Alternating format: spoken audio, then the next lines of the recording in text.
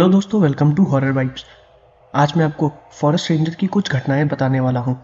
ये सारी रेडिट की घटनाएं मुझे मेरे एक व्यूअर राहुल जी ने भेजी है। वीडियो शुरू करने से पहले मैं ये बता दूं कि अगर आप चैनल पर नए हैं और आपको हॉरर स्टोरीज और मिस्टीरियस स्टोरीज सुनना पसंद है तो आप हॉरर वाइब्स को सब्सक्राइब कर सकते हैं। और अगर आपके साथ भी कोई अजीब सी घटना घटी हो तो वो सारी घटनाएं आप मुझे मेरे इंस्टाग्राम पर भी भेज सकते हैं। मैं अपने इंस्टाग्राम का लिंक वीडियो के डिस्क्रिप्शन में दे दूंगा। साथ ही वीडियो पसंद आए तो चैनल को सब्सक्राइब करना मत भूलिएगा। वीडियो को लाइक भी जरूर करिएगा।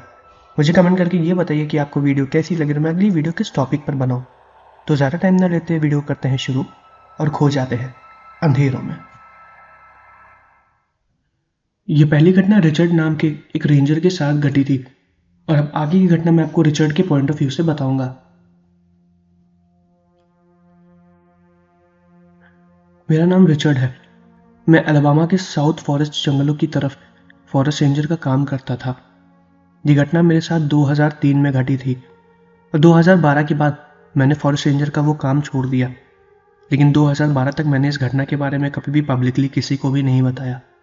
जॉब छोड़ने के बाद अब मैं थोड़ा सेफ महसूस कर रहा हूँ और मैं ये भी महसूस कर सकता हूँ कि अगर अब मैं इस घटना के बारे में किसी को भी बताऊँ तो मुझ पर कोई भी खतरा नहीं होगा या फिर मेरी नौकरी पे कोई भी प्रॉब्लम नहीं आएगी, क्योंकि वो तो अब है ही नहीं। खैर, घटना कुछ इस प्रकार की थी कि 2003 में जब मैं वहाँ पर पोस्ट हुआ तो मुझे वहाँ के बारे में कुछ खास नहीं पता था, लेकिन मुझे अपना काम बखूबी आता था। मैं वहाँ पर एक ट्रेनर की हैसियत से अपॉइंट हुआ था। मुझे वहाँ पर लोगों को जंगलों की ट्रेनिंग देनी थी, जो कि नई ट्रूप्स आए थे या फिर जो भी नए फॉरेस्ट रेंजर आने वाले थे। लेकिन उससे पहले मुझे जंगल का मुआयना करना था। मेरे साथ एक सिपाही और था जो कि काफ़ी एक्सपीरियंस रेंजर था, लेकिन वो मेरा जूनियर था। उसने मुझसे कहा कि वो मुझे ले जाके जंगल के एक एक कोने को दिखाएगा और जहाँ पर मुझे वो मॉक ड्रिल यानी कि जहाँ पर मुझे उन्हें ट्रेनिंग कराना था वो पूरा एरिया मुझे दिखाएगा। मैंने भी अपॉइंट होने के बाद उसके साथ चलने का फैसला कर लिया था। वो एरिया हमारे बेस से थोड़ा सा दूर था। वहाँ पर पहुँचने में करीबन 1 घंटा लगने वाला था। वो जंगलों के अंदर से जाता था, इसलिए हमारे पास कोई भी व्हीकल नहीं था कि हम वहाँ पर जा सकें। 1 घंटे का रास्ता जंगल में कभी कभी बढ़ भी जाता है, क्योंकि वहाँ पर कभी ना कभी ऐसी दिक्कतें खड़ी हो जाती हैं जिसके बारे में हम अनुमान भी नहीं लगा सकते हैं। मेरा जो जूनियर था उसका नाम एलेक्स था। हम दोनों लोग उसी लोकेशन की तरफ जा रहे थे जहाँ पर हमें जाना था। एलेक्स अभी उसको यहाँ पर आए हुए 2 ही साल हुए थे, लेकिन फिर भी वो अपनी उम्र के हिसाब से ज़्यादा तेज था। पूरी जगहों को बहुत अच्छे से जानता था। मुझे गाइड करते हुए सारी लोकेशन पर ले जा रहा था और बता भी रहा था कि हमें कहाँ कहाँ ट्रेनिंग को शुरू करना है। वो पूरा एरिया काफ़ी ज़्यादा सेफ था। वहाँ पर कोई भी जंगली जानवर नहीं था, क्योंकि वो हमारे अंडर भी नहीं आते थे और सब कुछ एकदम सिक्योर था। वहाँ से करीबन 3 से 4 किलोमीटर दूरी तक कोई भी नहीं था और कुछ दूर बाद वहाँ पर एक सिटी एरिया चालू हो जाता था जहाँ पर लोग कैंपिंग किया करते थे। वो एरिया भी सेफ था, लेकिन वो हमारे अंडर नहीं आता था। मैं ट्रेनिंग लोकेशन पर पहुँच गया। उसके बाद सारी ट्रेनिंग की जगह को मैंने अच्छे से देखा और अपनी सारी स्ट्रैटेजी को प्लान कर रहा था कि ट्रूप्स को मैं कैसे कहाँ ट्रेन करूँगा और किस हिसाब से सारी चीज़ों को अलाइन करूँगा। इन सब चीज़ों में 2 से 3 घंटे लग गए। एलेक्स, जो कि मेरा जूनियर था, वो भी मेरे साथ वहीं मदद कर रहा था। कुछ देर बाद मुझे काफ़ी ज़ोर की प्यास लगी। मैंने एलेक्स से बोला कि यहाँ पर पानी नहीं है क्या। हम लोग जल्दी जल्दी में पानी लाना भूल गए, हालांकि 1 घंटे की दूरी ही थी। एलेक्स ने बोला यहीं पास में एक छोटा सा तालाब है जहाँ पर साफ पानी है। मैंने उससे कहा कि मैं वहाँ पर अभी तो नहीं जाऊँगा, क्योंकि मुझे काफ़ी काम करना है। तो मैंने एलेक्स को वो पानी लाने के लिए भेज दिया। एलेक्स ने मुझसे कहा कि वो 20 मिनट में पानी लेकर चला आएगा। उसके बाद वो चला गया और मैं करीबन 10 से 15 मिनट तक वहीं पर ही काम करता रहा। जंगल काफ़ी ज़्यादा घना था, पर इतना भी घना नहीं कि आसमान दिखाई ना दे, लेकिन फिर भी उस वक्त धूप ज़्यादा नहीं निकली हुई थी। शाम हल्की हल्की हो रही थी और उस वक्त ठंडी का मौसम था, इसलिए अंधेरा भी जल्दी होने लगा था। जब लाइट थोड़ी सी डिम हो गई तो मुझे पेपर में काम करने में दिक्कत हुई। टॉर्च भी मेरे पास नहीं था, इसलिए मैंने अपने काम को बंद किया। 20 मिनट से काफ़ी ज़्यादा हो गए थे, लेकिन वो अभी तक नहीं आया था। मुझे उस लोकेशन का भी नहीं पता था जहाँ पर वो पानी लेने गया हुआ है। मुझे उसकी खैर कुछ खास चिंता नहीं हुई, क्योंकि वो यहाँ के हिसाब से बहुत अच्छे से ट्रेन था। यहाँ पर वो अकेले चाहे तो पानी की एक बूंद पर भी 20 दिन आराम से काट सकता था, इसलिए मुझे उसकी बिल्कुल भी चिंता नहीं थी। लेकिन फिर भी हमें बहुत ज़्यादा लेट हो रहा था। वो अपना वॉकी टॉकी भी यहीं पर छोड़ के गया था। मैंने वॉकी टॉकी से बेस पर कनेक्ट किया, उन्हें अपनी लोकेशन दी और ये भी बोला कि वो यहाँ पर जल्दी आ जाए, क्योंकि एलेक्स अभी तक वापस नहीं आया है। मैं कुछ दूर तक गया भी था ढूंढने उसे, लेकिन मुझे प्रॉपर लोकेशन नहीं पता था और मैं वहाँ पर भटक ना जाऊँ, इसलिए मैं उस लोकेशन से ज़्यादा दूर भी नहीं गया था। मैं वहाँ पर करीबन 10 मिनट से ज़्यादा इंतज़ार करने लगा था। वो बिल्कुल भी नहीं आया था। समझ में नहीं आ रहा था कि आखिर अब मैं करूँ क्या। मैं अपने बेस से कनेक्ट करने की कोशिश कर रहा था, लेकिन पता नहीं क्यों उनसे भी कनेक्ट नहीं कर पा रहा था। मैंने सोचा कि मैं दोबारा बेस की तरफ वापस जाऊँ और सारी चीज़ों को इन्फॉर्म करूँ। मैं जैसे ही बेस की तरफ जाने लगा तभी मुझे तुरंत एक आवाज़ आई। वो आवाज़ किसी के चलने की थी। पत्तों पे धीरे धीरे चल रहा था। जंगल की लकड़ियाँ उनके पैरों से टूट रही थीं, जो कि ज़मीन पर पड़ी हुई थी। वो 1 या 2 लोग थे। उनकी चलने की आवाज़ धीरे धीरे तेज़ होती जा रही थी और मुझे ये साफ पता चल गया था कि वो लोग मेरी तरफ आ रहे हैं। तो मुझे लगा कि शायद मेरी टीम यहाँ पर पहुँच गई है। मैं वहीं पर ही इंतज़ार करने लगा, लेकिन कोई भी नहीं आया। मुझे सिर्फ वो आवाज़ ही लगातार आ रही थी, लेकिन कोई भी मेरे पास नहीं आ रहा था। अजीब सी चीज़ें हो रही थी वहाँ पर।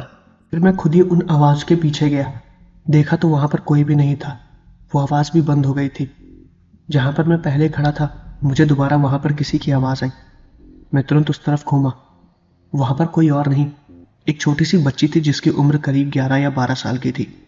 उसने लाल रंग के कपड़े पहने हुए थे। उसके शरीर पर एक बैग टंगा हुआ था। वो मुझे ही देख रही थी। मैं तुरंत उसको देखा और उसके पास पहुंचा। वो काफ़ी ज़्यादा गोरी थी, मतलब उम्मीद से ज़्यादा। मैंने उसे देखा। वो मुझे चुपचाप खड़ी होकर वहीं पर देख रही थी। मैंने उससे पूछा कि तुम कौन हो। उसने मुझे अपना नाम मारिया बताया। मैंने पूछा कि मारिया तुम यहाँ पर कैसे आई। उसने कहा कि मैं रास्ता भटक गई हूँ। मैं अपने पेरेंट्स के साथ कैंपिंग के लिए आई थी। उसके बाद मेरे पेरेंट्स गायब हो गए और मैं यहाँ पर चली आई। ये बात मुझे बहुत ही ज़्यादा अजीब लगी, क्योंकि एलेक्स ने मुझे बताया था कि यहाँ पर दूर दूर तक कोई भी कैंपिंग नहीं करता है। तो मारिया यहाँ पर कैसे पहुँची मुझे बिल्कुल भी समझ में नहीं आया। मैंने मारिया से दोबारा पूछा कि तुम्हारे मम्मी पापा कहाँ पर हैं। तो उसने बताया कि वो यहीं कुछ ही दूरी पर है, जो कि कैंपिंग का एरिया तो बिल्कुल भी नहीं था। मैंने मारिया को बोला कि ठीक है, तुम मेरे पास आओ, मैं तुम्हें लेकर चलता हूँ उनके पास। लेकिन वो मेरे पास भी नहीं आ रही थी। मैं उससे जितना करीब जा रहा था, वो मेरे से उतनी ही दूरी बनाए जा रही थी। तो मुझे लगा कि शायद वो मुझसे डर रही है, इसलिए मैं खुद उससे थोड़ा सा दूर हो गया और मैंने उससे कहा कि ठीक है, तुम परेशान मत हो, कुछ देर में मेरी टीम यहाँ पर आ जाएगी, फिर हम लोग तुम्हारे मम्मी पापा को ढूंढ लेंगे। हम दोनों यही बात कर रहे थे। मारिया कुछ देर तक वहीं पर ही बैठी रही और मैं भी वहीं पर बैठा था। मेरी टीम को मैंने दोबारा वॉकी टॉकी से कनेक्ट किया। उन्होंने बताया कि वो 5 मिनट में यहाँ पर पहुँच रहे हैं। मैंने मारिया से बोला कि मेरी टीम बस 5 मिनट में यहाँ पर आ जाएगी, उसके बाद तुम्हारे मम्मी पापा को हम लोग ढूंढ लेंगे। मारिया कुछ बात नहीं कर रही थी। वो बस चुपचाप बैठी हुई थी और दूसरी तरफ देख रही थी। कुछ देर बाद वो उठ के अपने आप जंगल की एक तरफ जाने लगी। मैंने उससे कहा कि तुम वहाँ पर मत जाओ। उसने कुछ भी नहीं बोला। वो थोड़ी दूर जाके फिर खड़ी हो गई और मुझे देखने लगी। मैंने उससे दोबारा बोला कि तुम उस तरफ मत जाओ। उसने अपने हाथ को आगे बढ़ाया और मुझे अपनी तरफ बुला रही थी। मैं जैसे ही वहाँ पर गया, मुझे बहुत ही ज़्यादा अजीब सा लगने लगा, ऐसा जैसे कि मैं बेहोश हो रहा हूँ। मेरा शरीर मेरे सेंसेस में नहीं था। मुझे ये चीज़ महसूस हो रही थी कि मैं अब कुछ कर नहीं पा रहा हूँ, लेकिन अपने आप मेरे पैर मारिया की तरफ बढ़ते जा रहे थे। मुझे ऐसा लग रहा था कि मैं जो कुछ भी बोल रहा हूँ उसकी एक पिक्चर मेरे सामने चल रही है। सब कुछ एकदम अंधेरा हो गया था, धुंधला दिखाई देने लगा था। मैं मारिया की तरफ लगातार बढ़ता चला जा रहा था। मैंने तुरंत अपने कदम आगे बढ़ाए, तभी किसी ने मेरा हाथ पीछे से पकड़ा और खींच लिया। मैं ज़मीन पर गिर गया और मुझे कुछ भी समझ में नहीं आया आखिर मुझे हुआ क्या। मुझे मेरे सामने एक काली परछाई दिख रही थी। वो मुझे पकड़ने की कोशिश कर रही थी और मैं अपने हाथ पैरों को झटक रहा था। उसने काफ़ी तेज़ी से मेरे हाथ पैर पकड़े हुए थे और मेरी सांस भी फूल रही थी। सब कुछ एकदम अंधेरा और धुंधला हो गया था। तभी मेरे चेहरे पर पानी आके गिरा। मैं जैसे ही कुछ देर बाद होश में आया तो मैंने देखा कि एलेक्स मेरे सामने खड़ा हुआ है और मुझे देख रहा है। उसने मेरे मुंह पे पूरा पानी डाल दिया था और ऐसा लग रहा था कि जैसे मैं बेहोशी में से दोबारा होश में आया हूँ। एलेक्स ने मुझे पकड़ा और खींच के बगल में ले गया। मैंने उससे कहा कि आखिर मुझे क्या हुआ। जब एलेक्स ने मुझे ढंग से खड़ा किया और बताया तो मैंने देखा कि मैं खाई के पास खड़ा था, जो कि ट्रेनिंग लोकेशन से करीबन 1 किलोमीटर दूर थी और मैं उस खाई की तरफ जा रहा था। हालांकि वो ज़्यादा गहरी खाई नहीं थी, लेकिन उस खाई के नीचे नुकीली लकड़ियाँ और नुकीले सामान थे जिन पे शायद अगर मैं गिरता तो मैं मर जाता। मुझे कुछ समझ में नहीं आया कि आखिर मेरे साथ हुआ क्या। एलेक्स ने मुझसे बोला कि उसको आने में थोड़ा सा वक्त लग गया, लेकिन जब वो वहाँ पर पहुँचा तो मैं वहाँ पर नहीं था। वो मुझे करीब आधे घंटे से ढूंढ रहा था और मैं अपनी लोकेशन पर नहीं था, पर मुझे साफ साफ याद है कि मैं ट्रेनिंग सेंटर की लोकेशन पर ही था और मुझे वहां से आए हुए करीबन 10 मिनट ही हुए हैं। पर एलेक्स के हिसाब से मैं वहां पर करीबन आधे घंटे तक नहीं था। उसके बाद वो मुझे ढूंढने लगा। मैंने उसे बताया कि मैंने बेस पे वॉकी टॉकी से इन्फॉर्म भी किया और बेस के लोग पहले से ही लोकेशन पे मेरा इंतजार कर रहे थे और मैं वहां पर नहीं था। उसके बाद सर्च पार्टी टीम बनाई गई और मुझे लोग ढूंढने लगे। मैं एलेक्स को यहाँ पर मिला। मैंने उसे मारिया के बारे में भी बताया, लेकिन एलेक्स ने कहा ऐसा यहाँ पर कुछ भी नहीं था। मैं एक कदम और आगे बढ़ाता तो शायद आज मैं इस घटना को बताने के लिए जिंदा नहीं रहता। मैंने एलेक्स से बार बार ये चीज़ बताई, लेकिन एलेक्स ने मेरी बात पर विश्वास नहीं किया। हालांकि वो मेरा जूनियर था, इसलिए वो मुझसे ज़्यादा बहस नहीं कर रहा था। मैं वहाँ पर नया था और शायद इसलिए मुझे वहाँ पर कुछ ना कुछ वहम हुआ होगा। मेरी बेइज्जती ना हो इसलिए मैंने इसके बारे में किसी को बताया नहीं और मैंने झूठ बोल दिया कि मैं रास्ता भटक गया था। और मैंने सच में वहाँ पर मारिया नाम की एक छोटी सी बच्ची को देखा था जो कि अपने पेरेंट्स को ढूंढ रही थी। इसके बारे में मैंने कभी कभार अपनी सर्विस में एक दो लोगों को बताया जब मैं वहाँ पर थोड़ा सा पुराना हो गया था, लेकिन तब भी लोगों ने मेरी बात पर विश्वास नहीं किया। उन्हें लगा कि शायद मुझे थोड़ा सा वहम हुआ होगा, लेकिन वो मेरा वहम नहीं था। मुझे साफ साफ याद है, आज इतने सालों बाद भी मुझे समझ में नहीं आया कि आखिर मैं ट्रेनिंग लोकेशन से उस खाई तक कैसे पहुंचा, बल्कि मेरे हिसाब से मैं उसी लोकेशन पर करीबन 1 घंटे तक बैठा हुआ था। मैंने सोचा था कि मेरे सर्विस खत्म हो जाने के बाद मैं इसके बारे में लोगों को बताऊंगा। सर्विस के दौरान मैं कई बार उस लोकेशन पर गया। ट्रेनिंग के टाइम में अपने ट्रूप्स को और जूनियर और सीनियर सबको लेकर गया था। जितनी बार मैं वहां पर पहुंचता था, मैं उस शाम को याद करता था और उस घटना को याद करता था जो कि मेरे साथ घटी। खैर जो भी हो, उस दिन अगर एलेक्स टाइम पे ना पहुंचता तो शायद मैं मर जाता या फिर कुछ ऐसा हादसा हो जाता था जो कि नहीं होना चाहिए था। मेरी किस्मत अच्छी थी कि मैं बच गया, लेकिन वो बच्ची जो भी थी, मुझे लगता है कि शायद वहां पर उसकी आत्मा भटक रही थी और उसने मुझे मारने की कोशिश की थी। अब क्या सच है क्या झूठ ये तो मुझे नहीं पता, लेकिन ये घटना बहुत ही ज्यादा अजीब थी।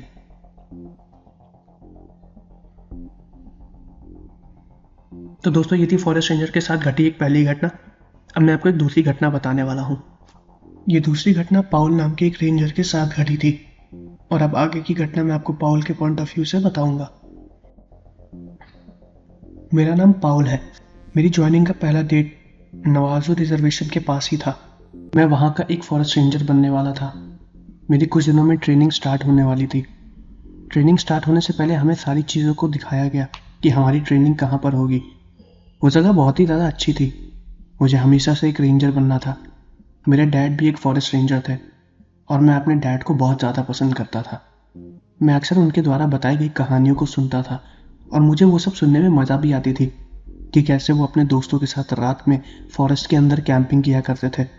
कुछ भी होता था तो उसको वो कैसे डील करते थे और ऐसी कई अनगिनत कहानियाँ जिनको सुनने में मुझे बहुत मज़ा आता था।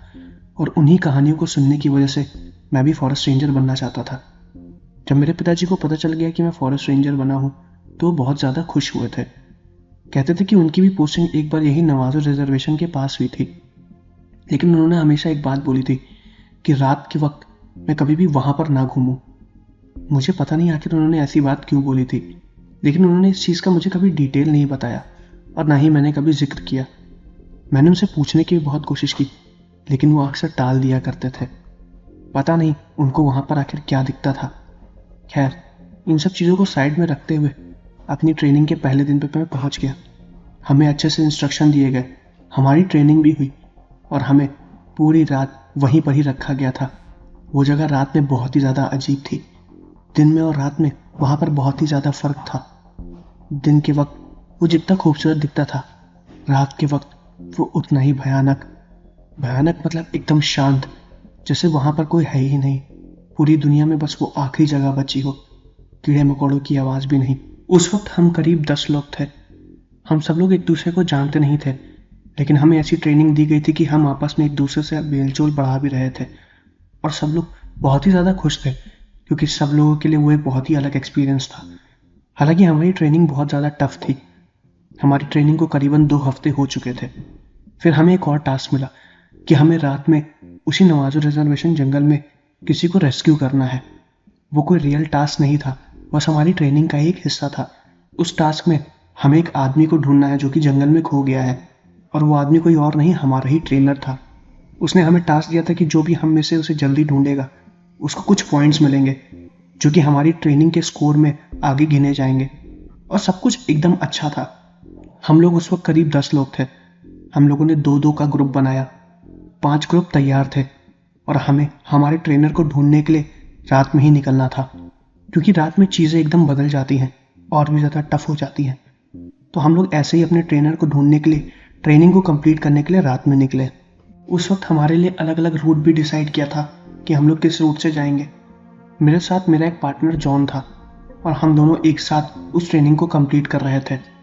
हमें जो रूट दिया गया था वो एक पानी का रास्ता था, बहुत ही ज़्यादा अजीब रास्ता। हमें पहले उस रूट पर ट्रेनिंग मिल चुकी है, लेकिन वो रास्ता सबसे ज़्यादा ख़राब था, क्योंकि उस वक्त ठंड भी बहुत ज़्यादा थी और जंगल में कोहरे की वजह से ढंग से कुछ दिखाई भी नहीं देता था। पानी की वजह से ठंड और ज़्यादा लगती, लेकिन हमें कैसे भी इस टास्क को कंप्लीट करना था।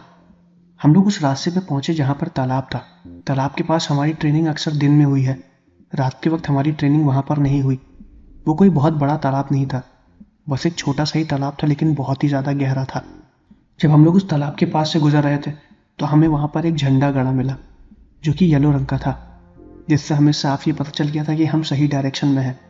दरअसल हमारे ट्रेनर ने हमारे लिए वहाँ पर कुछ क्लूज छोड़े थे, जिससे हमें ये पता चल सके कि हम लोग सही रास्ते में हैं।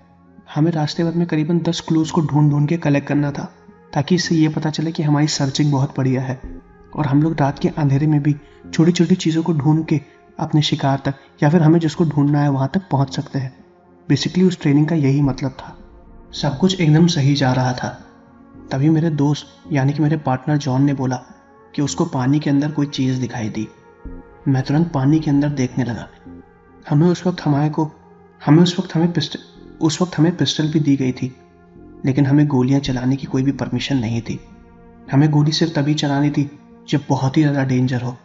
हालांकि वहाँ पर ऐसा कुछ भी था नहीं उस वक्त, क्योंकि हम लोग ट्रेनिंग मोड में थे। लेकिन तभी जॉन को जब पानी में वो चीज़ दिखाई दी तो मैं भी उधर घूमा। फ्लैशलाइट जब पानी की तरफ की तो मुझे वहाँ पर कुछ दिखाई नहीं दिया, लेकिन पानी से बनी हुई तरंगें ज़रूर दिखाई दी, जिससे मुझे साफ साफ ये पता चल गया था कि वहाँ पर कुछ ना कुछ ज़रूर था। आवाज़ नहीं सुनाई दी थी, लेकिन वो पानी काफ़ी ज़्यादा तेज़ी में हिल रहा था। उसकी वेव्स बहुत ही ज़्यादा मोटी थी, तो हमें ये पता चल गया कि अंदर कोई चीज़ है। मुझे लगा कि शायद वहाँ पर कोई मछली होगी, लेकिन हमारी ट्रेनिंग के दौरान ऐसा कुछ भी नहीं था। सब कुछ एकदम नॉर्मल था। जॉन ने हमें वहाँ से चलने के लिए बोला, लेकिन मैंने जॉन से बोला कि शायद हो सके कि हमारे ट्रेनर ने हमारे लिए कोई क्लू छोड़ा हो सकता है यहाँ पर हमारे साथ कोई और भी हो जो कि हमारा पीछा कर रहा हो, या फिर देखने की कोशिश कर रहा हो कि हम सही रास्ते में जा रहे हैं या नहीं। खैर, इस बात को मैंने उतना ध्यान नहीं दिया और दोबारा जॉन से चलने के लिए बोलने लगा। लेकिन फिर से हमें पानी में वो आवाज़ आई और इस बार हम दोनों ने अपनी पिस्टल उसी पानी की तरफ तान ली थी। हमें डर लग रहा था, लेकिन हम थोड़ा चौंक भी गए थे कि इस वक्त आखिर कौन है जो हमारा पीछा कर रहा है। वो कोई और था। पानी में इतनी देर तक सांस रोकना किसी के लिए बस की बात नहीं है। हम करीबन 5 मिनट तक वहीं पर थे और हमें इतनी भी ट्रेनिंग नहीं दी गई थी कि हम 5 मिनट तक अपनी सांस रोक लें। मैंने जॉन से शांत रहने के लिए बोला और कुछ देर तक वहीं पानी के पास ही खड़े थे और अपनी टॉर्च से पानी की तरफ देख रहे थे। तभी हमें ऐसा लगा कि पानी के अंदर से कोई चीज़ निकल के बाहर आ रही है। हमने अपनी बंदूक को और टाइट तरीके से पकड़ा और पानी की तरफ पॉइंट करके खड़े थे। धीरे धीरे उस पानी में से 2 आदमी निकले। उन्होंने अपने शरीर पर एक भी कपड़े नहीं पहने हुए थे। वो लोग बहुत ही ज़्यादा अजीब थे। उनकी आंखें एकदम लाल थी, चमक रही थी, लेकिन उतनी भी नहीं। उनके शरीर का पूरा खून जैसे उनकी आंखों में उतर गया हो। धीरे धीरे जब वो पानी से बाहर आए तब हमने उनके चेहरे को देखा। वो दोनों आदमी हूबहू मेरी और जॉन की तरह ही दिख रहे थे। Same height, same skin colour, same तरीके के बाल और हर एक चीज़ वैसी जैसे हमारे शरीर पे थी।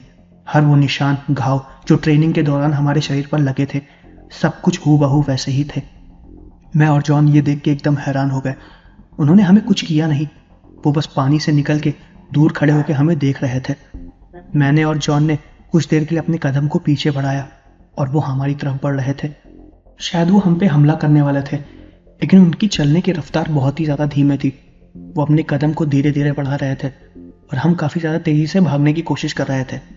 लग भी नहीं रहा था कि वो हमारा पीछा कर रहे हैं, लेकिन वो हमारे ही डायरेक्शन में रहे थे। मैं थोड़ा घबरा रहा था, लेकिन जॉन ने मुझे संभाला और बोला डरने की कोई बात नहीं है। शायद ये सब ट्रेनिंग का हिस्सा हो, लेकिन मुझे ऐसा कुछ भी नहीं लग रहा था, क्योंकि हूबहू वो हमारे जैसा ही थे।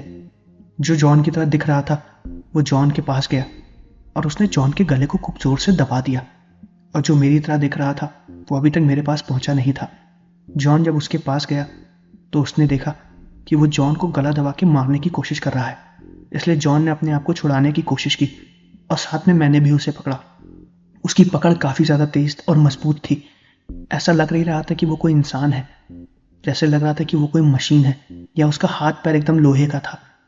कुछ भी समझ में नहीं आ रहा था कि आखिर हुआ क्या। उसने जॉन के गले को इतनी तेजी से दबाया हुआ था कि अगर वो कुछ देर उसके गले को और दबाता तो शायद जॉन की जान ही निकल जाती, लेकिन मैंने किसी तरह जॉन को उससे छुड़ाया। जॉन ने तभी डर के उसके पैरों पर गोली चला दी और वो पूरी की पूरी गोली उसके पैर में अंदर घुस गई, लेकिन उसके शरीर से एक बूंद खून नहीं निकला। ऐसा लग रहा था कि वो कोई मरा हुआ शरीर हो, सूखा, अंदर से एक बूंद खून तक नहीं। मैंने भी अपने पास रखे हुए चाकू से उसके पेट पर वार किया। चाकू के वार से उसके पेट तो फट गया, लेकिन अंदर से कुछ भी नहीं निकला, बस पानी था, वही पानी जिसके अंदर से वो निकल के आए थे। वो बहुत ही ज़्यादा अजीब थे। हमने उन्हें धक्का दिया। जॉन की तरह जो दिख रहा था वो ज़मीन पर गिर गया और हम लोग फिर भागने लगे। भाग के उसी डायरेक्शन में जा रहे थे जहाँ से हम आए थे। हमने अपनी ट्रेनिंग भी पूरी नहीं की। करीबन 1 घंटे बाद हम लोग उस जगह पर पहुंचकर बहुत ज़्यादा डरे हुए थे। जॉन के गले में बहुत ज़्यादा दर्द हो रहा था क्योंकि उस चीज़ ने उसके गले को काफ़ी ज़्यादा तेज़ी से दबा दिया था। वो सांस नहीं ले पा रहा था। लेकिन जैसे तैसे हम लोग बेस पर पहुंच गए। वहाँ पर हम लोगों ने इस हादसे के बारे में बताया। हमारे साथ एक रेस्क्यू टीम दोबारा उसी जगह पर गई, लेकिन वहाँ पर ऐसा कुछ भी नहीं था। जॉन के द्वारा चलाए गए गोली का नटशेल भी वहीं पर ही पड़ा हुआ था। हमने अपनी टीम को साफ साफ बताया कि यह हादसा हमारे साथ वहाँ पर हुआ, लेकिन उन्होंने हम पे विश्वास नहीं किया। वो क्या चीज़ थी ये किसी को कुछ भी नहीं पता, लेकिन हमारे सीनियर ट्रेनर उन्होंने हम पे विश्वास किया। उन्होंने कहा ऐसी अजीब सी चीज़ें कभी कभार यहाँ पर होती हैं, खैर तुम परेशान ना हो और इसके बारे में ज़्यादा किसी को बताना नहीं, वरना सारे ट्रूप्स में अजीब तरीके का पैनिक फैल जाएगा और हम नहीं चाहते हैं कि तुम्हें यहाँ से निकाला जाए, क्योंकि तुम्हारे करियर पे फिर बहुत बुरा असर आ सकता है। उस दिन के बाद से उस एरिया में हम लोगों ने कई बार ट्रेनिंग की, लेकिन वो हादसा हमारे साथ नहीं घटा। लेकिन मैं और जॉन कभी भी जब वहाँ पर जाते थे तो उस चीज़ के बारे में सोचते थे और रात में कभी भी वहाँ पर नहीं गए। ऐसे कई हादसे कई लोगों के साथ अलग अलग जगह पे वहाँ पर घटे हैं, और ये जो हादसा मेरे और जॉन के साथ घटा इसके बारे में तो हम जानते हैं, लेकिन उनके साथ जो हादसा घटा था आज भी वो एक राज है।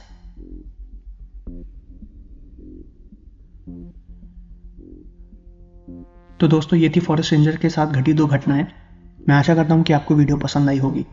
अगर आपको वीडियो पसंद आई है चैनल को सब्सक्राइब करना मत भूलिएगा। वीडियो को लाइक ज़रूर करिएगा। मुझे कमेंट करके ये भी बताइएगा कि आपको वीडियो कैसी लगी, तो मैं अगली वीडियो किस टॉपिक पर बनाऊँ। तो मिलते हैं अगले वीडियो में।